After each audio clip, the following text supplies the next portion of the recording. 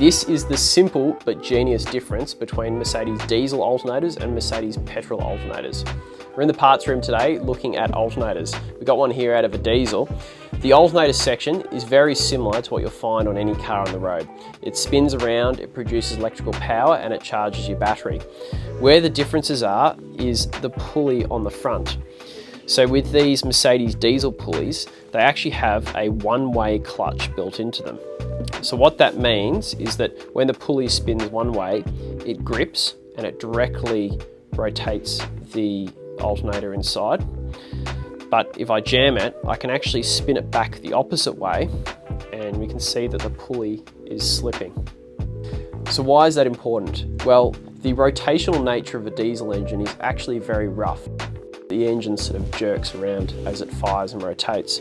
And that jerking motion without a clutch pulley would mean that the alternator would have to sort of speed up and slow down multiple times per second. The alternator is quite heavy and you get a lot of vibration coming through the engine. So by having this one-way clutch with an overrun ability, it enables the belt to move in its jerky motion, but it also allows the alternator to spin at a consistently smooth speed. So it's a great system.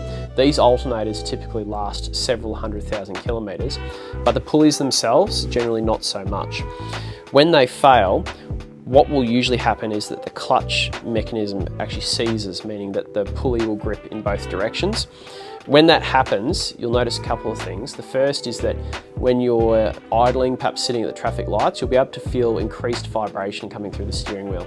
And the second thing that commonly happens is that when you're turning, if you're turning sort of fully right or fully left, you'll often hear a chirping or squeaking noise coming from your belt, and that's the belt beginning to slip over the pulleys.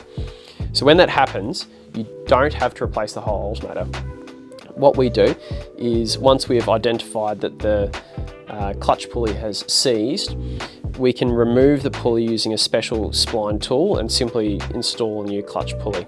That's a really good solution. It saves a lot of money compared to replacing the whole alternator and gets usually several more years of life out of an alternator on a Mercedes diesel.